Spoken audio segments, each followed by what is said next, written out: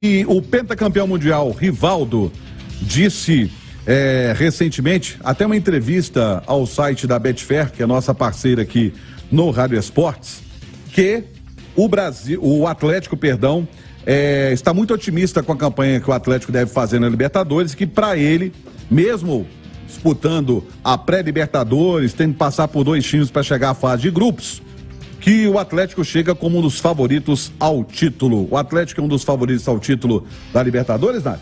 Para mim, sim. Ele chega como uma das equipes mais fortes, que tem condição, elenco, estrutura, treinador, craques em campo para disputar e brigar pelo título. De modo geral, eu sempre confiro um favoritismo muito grande aos times que são brasileiros.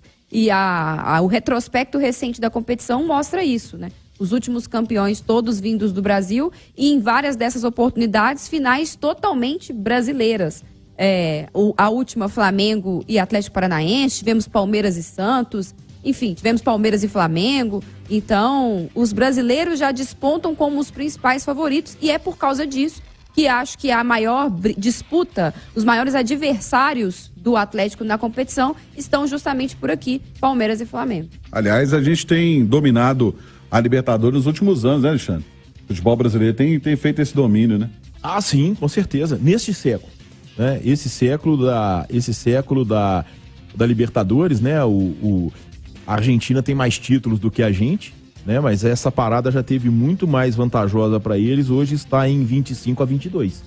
Então não demora que o futebol brasileiro iguale a Argentina e ultrapasse a Argentina em títulos da Copa Libertadores. Ele já chegou a ter 21 a 13, não era um negócio assim? A 12? Não, se a gente pega o Romano, fazendo uma conta simples, né?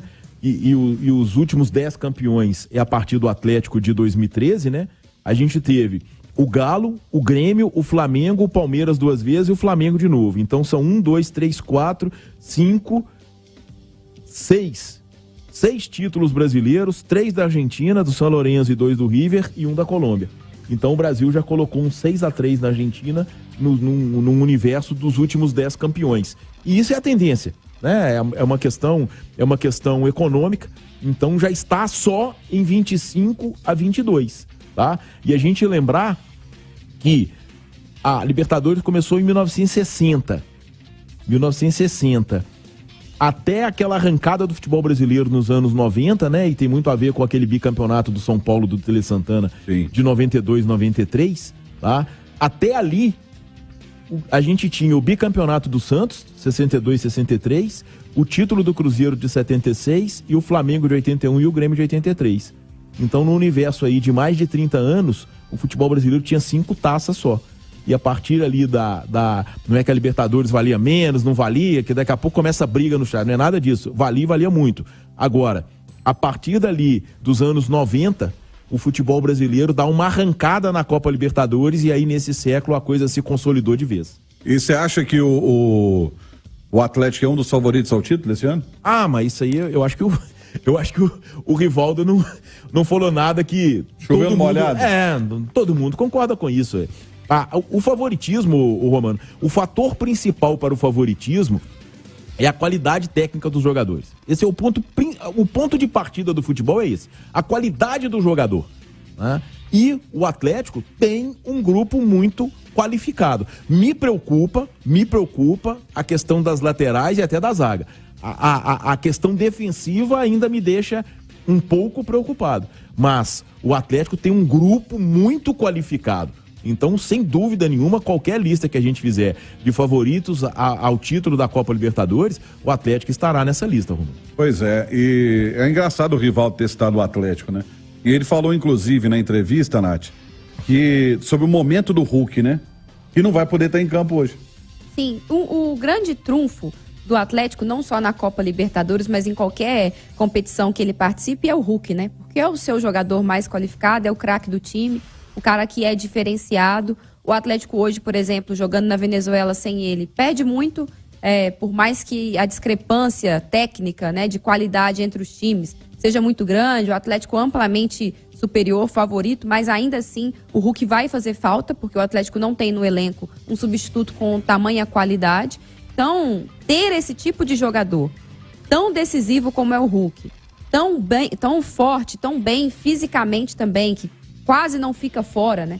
O Hulk disputa todos os jogos, é aquela peça que você pode contar com ele sempre.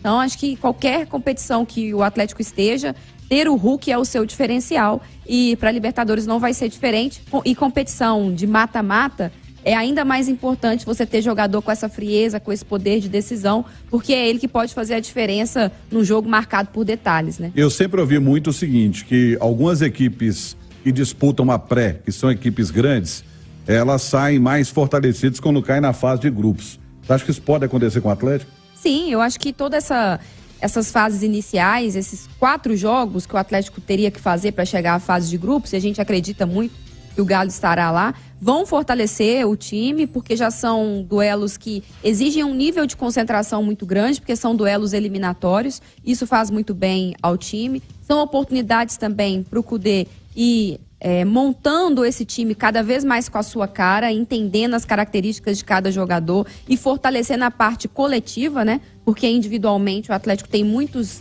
talentos, muitas individualidades de qualidade, para ajustar também essa questão defensiva, que assim como o Simões ainda me preocupa, principalmente jogadas de bola aérea, às vezes o Atlético um pouco descompactado entre os seus jogadores de meio campo e os da defesa. Acho que chega sim fortalecido e é oportunidade, por exemplo, para um cara como o Hulk já despontar até entre os artilheiros, né, Romano? Porque ele vai disputar esses jogos já dessas fases preliminares, não estará em campo hoje, mas estará provavelmente no jogo da volta e depois o Atlético avançando. Lembrando que tanto Universidade de Quito quanto Milionários, que são possíveis adversários do Atlético na terceira fase, já são times bem mais perigosos que o Carabobo, vão exigir ainda mais do Atlético, vai exigir ainda mais do Atlético. E ainda tem uma outra questão, né? E como o Atlético vem da pré-Libertadores, ele pode cair num grupo que tenha já brasileiros. Verdade. O que eleva ainda mais o nível de dificuldade e aumenta o sarrafo para esse time do Atlético, que se vai avançando, vai só chegando cada vez mais fortalecido.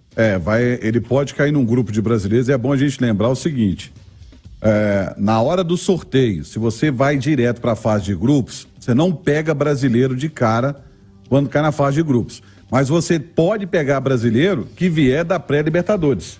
Sim. Assim como o Atlético pode cair num grupo de brasileiros, o Fortaleza também. Fortaleza também está vindo da fase pré-Libertadores. Então você pode cair na fase de grupos, num grupo que tenha uma equipe brasileira. E o Atlético, ele foi para a pré-Libertadores, o Fortaleza também. Nós temos brasileiros como cabeça de chave da Libertadores.